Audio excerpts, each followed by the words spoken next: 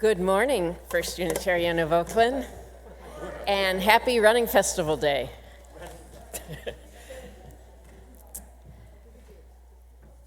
To begin this service, I'll start with a land acknowledgement. We acknowledge the land and the peoples who belong to this land, the Muwekma Ohlone peoples. Our church, institutions, and homes are occupying their lands, ancestral and current. We acknowledge that the lands were stolen from the Ohlone peoples, who have an ancestral relationship with this land, the plants, the animals, and the water, for millennia, continuous to the present day. Ohlone people are still here. We also recognize that the Ohlone ancestors in spirit and of the land are present. In solidarity with all Indigenous people and their right to self-determination and justice, we commit to working toward accountability of the theft, dispossession, and resulting trauma Native peoples continue to face. We commit to being active partners toward the healing of the intergenerational trauma which persists to this day. Amen. So may we live. And now a few announcements. There's extra pastoral care available to you at this time of change in the life of our congregation. Chalice Chatter will give you the information on how to reach these people, who include Mary Foran, Claire Eustace, Kevin Mann, and Jeff Melcher, all up here. Fabulous. If you'd like to find someone outside the congregation, send a note to pastoralcare@uuoakland.org. And finally, after 3 years' wait, First Unitarian's Community Potluck Lunch will resume next Sunday, the 26th, in Wente Hall. Joyce Cutler and Ron Weisberg are looking for helping hands. Contact Ron at poetry@uuoakland.org. Easter is just a few weeks away, and Children and Family Ministries is planning an egg hunt. You can help make it happen. Bring boiled eggs, help with the egg coloring project, or with the egg hunt itself. To sign up, find the link in Chalice Chatter or contact familyministry@uuoakland.org. And a last note that at the end of this brief service, we'll have a little break and there's food in Wente Hall, a short break, then we'll come back here to the sanctuary for the annual meeting. Thank you.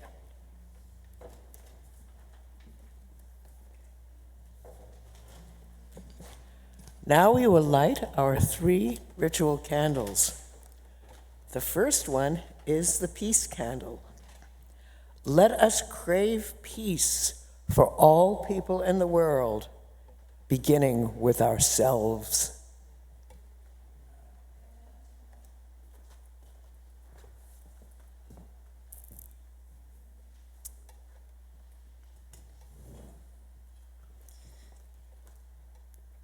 Let us light the Black Lives Matter candle. The beauty of anti-racism is that you don't have to pretend to be free of racism to be an anti-racist. Anti-racism is a commitment to fight racism whenever you find it, including in yourself. And it's the only way forward. By Ijeoma Oluo. And together we say, Black Lives Matter. And now I'll invite us all to share in the words we say when we light our chalice, and if you want to do the hand symbols, you're welcome to join in. We light this chalice, symbol of Unitarian Universalism. May it remind us of the divine spark in all creation, the power of love, to heal what is broken, and to be grateful for life's blessings each day.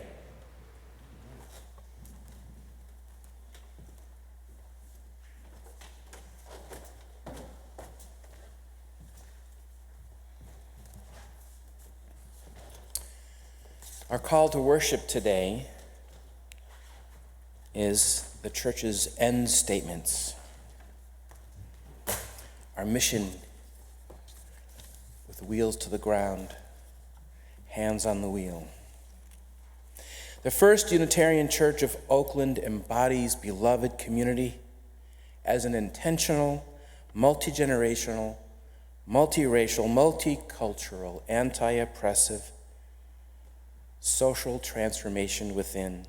We work for spiritual and social transformation within, among and beyond ourselves, in support of our vision, mission, and ends. Transformation within. Church members and friends discover and articulate personal spiritual growth. We lead lives of integrity and meaning that reflect our spiritual identity and values. Transformation among people of all ages who are part of our church community experience caring relationships which connect us to an ever wider circle of life. We use our collective gifts and learning to nurture and expand beloved community. We overcome barriers that divide the human family. And transformation beyond.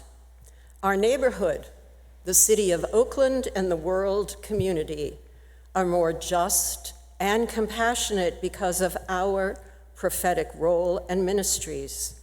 We generously share our human and financial resources beyond the walls of our church.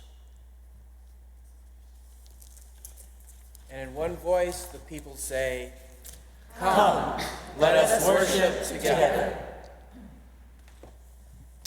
Good morning, everyone. Thank you. We'll be singing a song from our hymnal, Building Bridges, which the words originated in 1983 when hundreds of women occupied a military base in England to protest the nuclear situation there. So, Building Bridges. I'll sing it through once, and then you can join me 3 times after.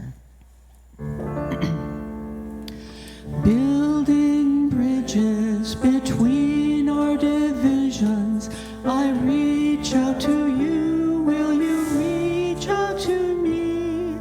And all of our voices and all of our visions, friends, we could make such sweet harmony. Sing with me.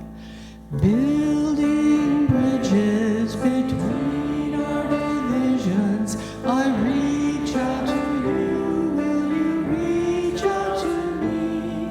With all of our voices and all of our visions, friends, we could make such sweet harmony. Building bridges.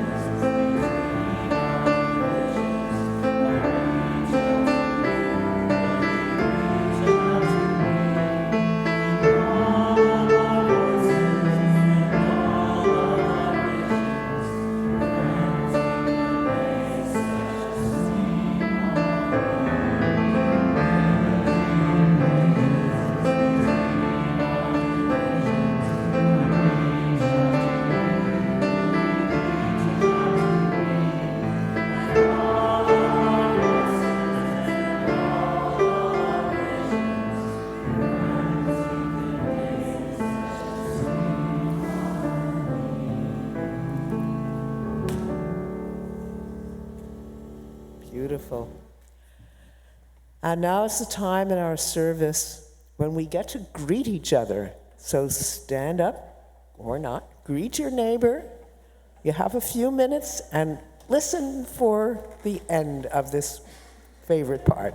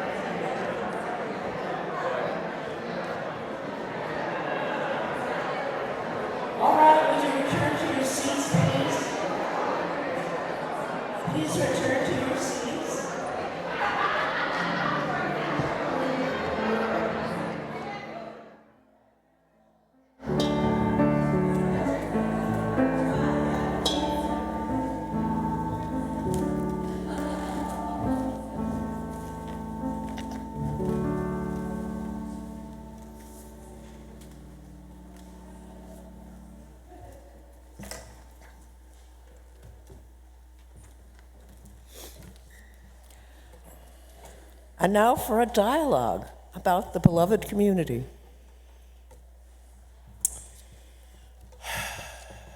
The world is racked with anger and injustice. We seem to be far from achieving the ideal of beloved community. How can we find the right path? Well, Martin Luther King offers us some useful thoughts in his letter from a Birmingham jail. For example, he says, "Beloved community is not devoid of tension, conflict, or confrontation." What does Dr. King mean by that? Well, he understood that we cannot have peace without justice. But he says very clearly, and this is a quote, "Positive peace and justice demand a commitment to staying in dialogue with people across differences, even in the inevitable face of disagreements, misunderstanding, and conflict." Even across differences, many communities and relationships find themselves racked with hurt, anger, and recrimination. Even here at UU Oakland, we have difficulty achieving productive behaviors of the beloved community sometimes, though we've been working hard on it for a long time. How can we move ahead in our covenantal path? How can we lay down our rightness and open our hearts to pursue right relationship? Oh, those are tough questions. But I think the answers can actually be found in our own congregational covenant. Have you looked at it lately? No. It's a document full of wisdom. Oh, come on, Jeff. Oh, okay, let me check it out here. Oh, yeah, it's right here on the website. It's got 7 bullet points. This one seems relevant. Listen actively to the needs of others, assume best intentions, and acknowledge differences among us. That makes me think of the Buddhist concept of samavaka. You've heard of it? Right speech. It includes abstaining from lying, gossiping, or hurtful talk. So, how would that work, say, in the case of a racist or ageist remark followed by a denial? Well, in order to avoid hurtful talk, I think we all need to reflect on how our speech is heard by the targets of racism or other kinds of prejudice. That's what active listening means. And the target of a hurtful remark needs to avoid making accusations and instead assume best intentions. That is, to realize that it's unlikely that any member of this congregation intended to hurt them. And I suppose, in turn, the person who made the hurtful remark needs to acknowledge differences. That means to realize that the different experiences of people of color could explain why their remark was heard very differently from the way it was meant. Oh, yeah. I mean, when I make a mistake, and I do make mistakes, I would want someone to lovingly remind me and bring it to my attention, whether it is about race, gender, age, ability, or any other unconscious presumption. Only in this way can I learn and be brought back into right relationship. This is the spiritual growth we have covenanted to do with each other, yes? Yes. And here's another gem from our covenant. Engage in direct conversation when we have conflicts or concerns.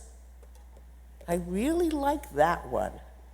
Don't walk away and complain to other people about the ill will and unreasonableness of the other one in the confrontation. That would be gossip. It would just spread anger and resentment. Engage directly with the other, if necessary, with a neutral and trustworthy mediator. Wow, that sounds very private and very slow. How can it possibly lead to a transformation of a whole society to one based on peace and justice for everyone? Well, Dr. King says we must work toward the beloved community on multiple levels: the personal level, the level of small communities, and the level of the whole society. Yes, our covenant is just the beginning. Its last words are, in caring for each other and ourselves, we intend to live by this covenant to build a beloved community. And to me, that means not just for our congregation, but for this country and ultimately the world. Amen. Amen.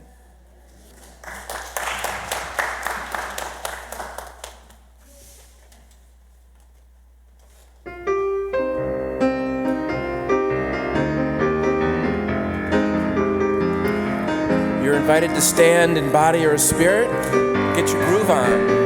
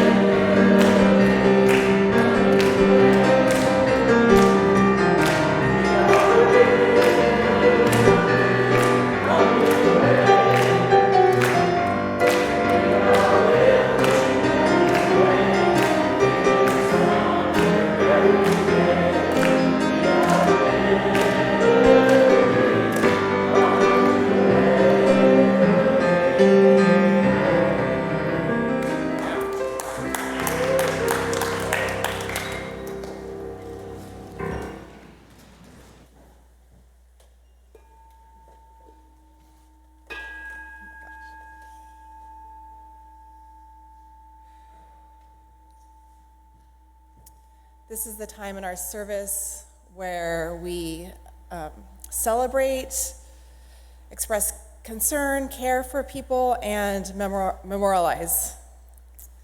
Now is our embracing meditation. My two cousins, Ruth and Linda.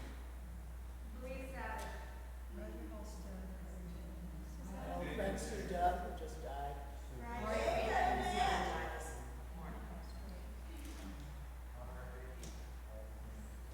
Linda Wilson.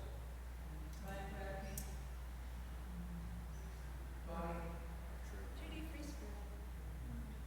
Jody Spraker.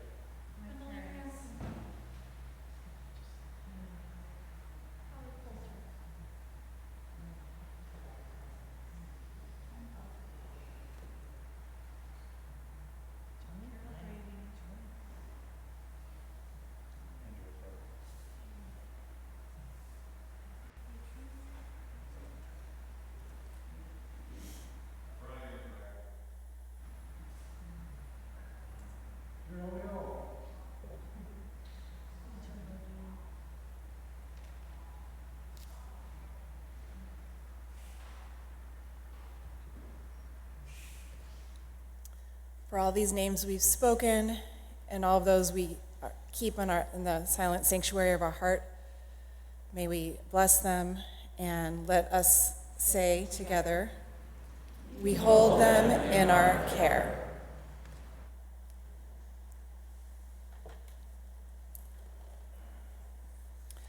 Spirit of life and love, we come to you with great gratitude for the blessing of rain that we have had recently that have gotten at least our region out of a drought.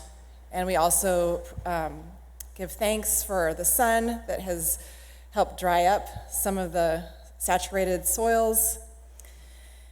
And we also come to you with broken hearts over people who are suffering right now, communities, and our congregation. We ask for wisdom, strength, peace, in helping us rebuild our community here and in other communities all over the world that are suffering. We ask you all of this with great gratitude and deep humility for all of the blessings we receive here today. Amen and blessed be.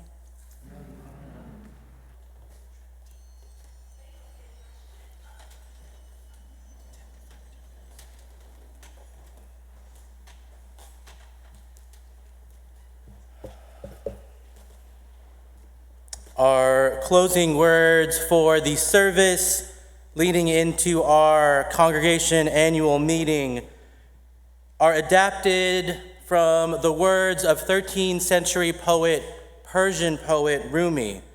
The words were adapted by Reverend Leslie Takahashi, the minister of the Mount Diablo Unitarian Universalist Church in Walnut Creek. Come, come, whoever you are. Come with your hurts, your imperfections, your places that you feel raw and exposed. Come, come, whoever you are. Come with your strengths that the world shudders to hold. Come with your wild imaginings of a better world. Come with your hopes that it seems no one wants to hear. Wanderer, worshiper, lover of leaving, we will make a place for you. We will build a home together. Ours is no caravan of despair. We move together. Come, yet again, come.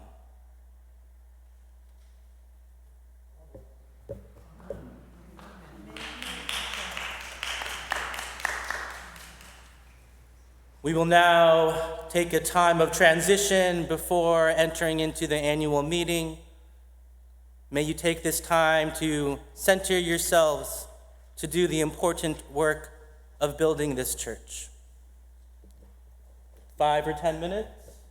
5, 10 minutes, and then 5 minutes. Barbara says 5 minutes. 5 minutes.